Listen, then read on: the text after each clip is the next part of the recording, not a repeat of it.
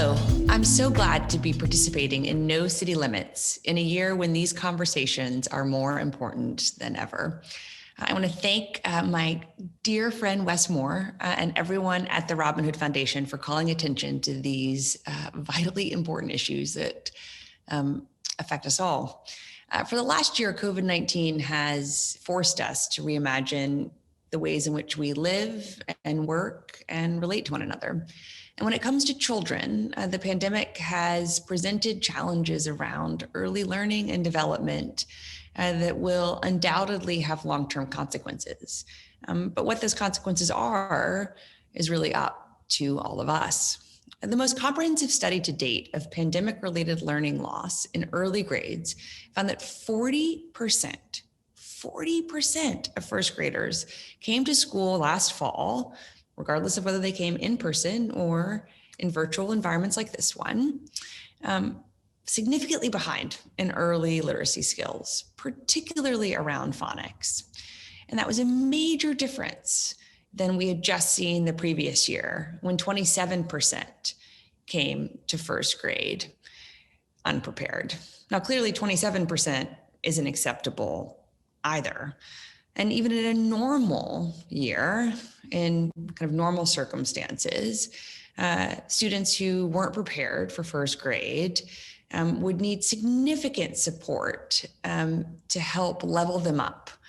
to prevent them from finishing the year having fallen further behind, and to help them finish the year more prepared as any child deserves to be. But in a year when teachers, students, parents, grandparents, families are all trying to juggle either only learning virtually, a mix of kind of learning virtually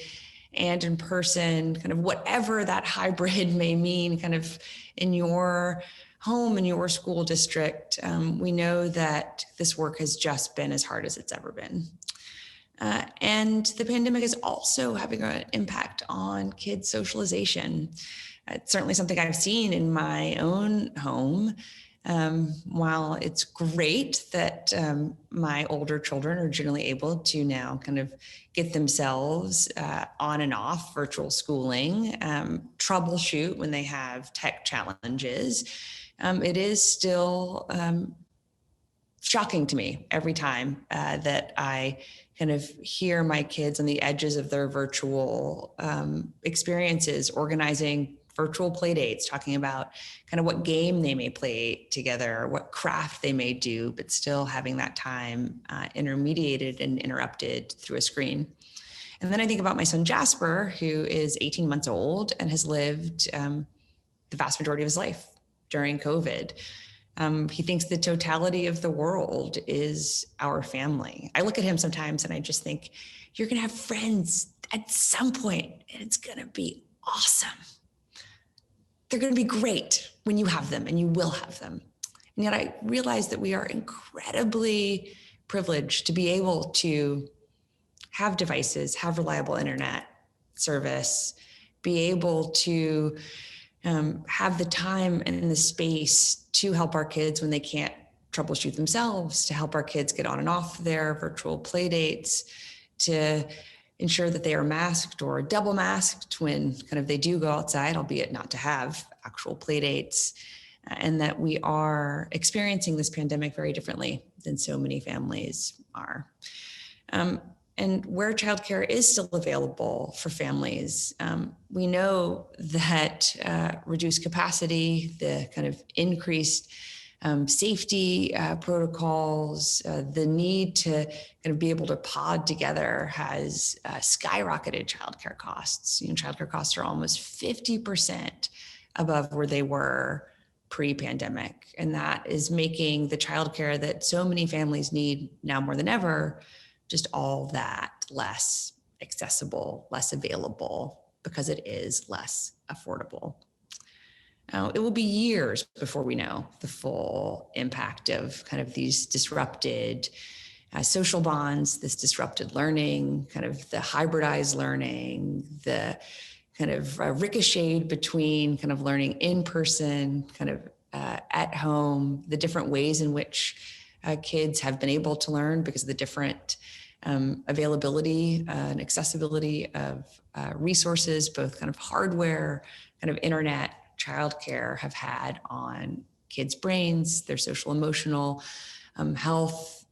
their physical health, their lifelong well-being. But the good news is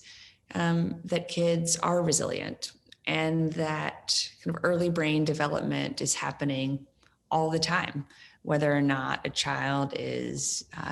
kind of in a formal learning environment, whether that is a formal virtual learning environment or a formal physical learning environment, that kind of kids are always open to learning in new and different, better, kind of more supportive and more empowering ways.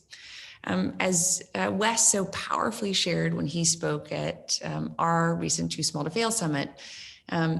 education doesn't simply take place within the walls of a school building. Everything that happens in our children's lives is an educational opportunity. We certainly see that in our family when we talk about kind of the different shapes of food, well, before they get eaten,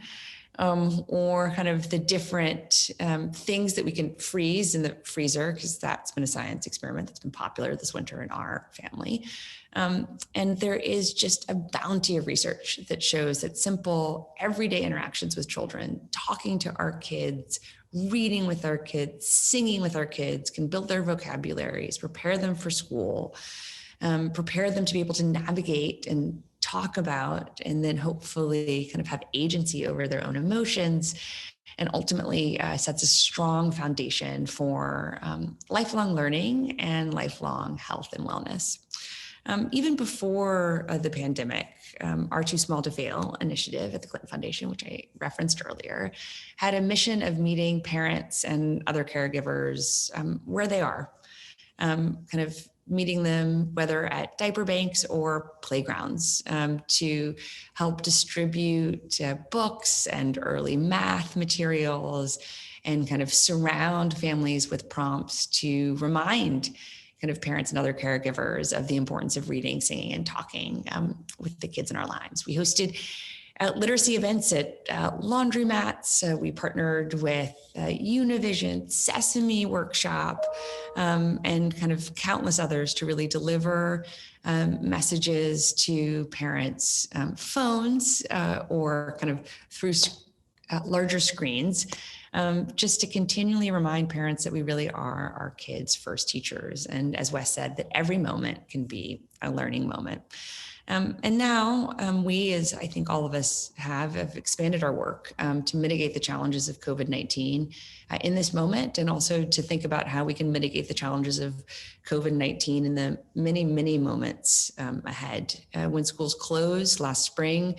we developed bilingual indoor activity toolkits that we distributed across the country. We broadened our partnership with the National Diaper Bank Network and with World Central Kitchen to ensure that books were handed out along with diaper packets and meals. We work to provide other critical resources to help support children's language development, literacy skills, and their broader kind of brain and social emotional development as well. Because we know that these types of early interactions, again, have real benefits beyond kind of what we may see and hope to see, certainly, in a classroom, again, whether it's a kind of more conventional setting or a setting like this.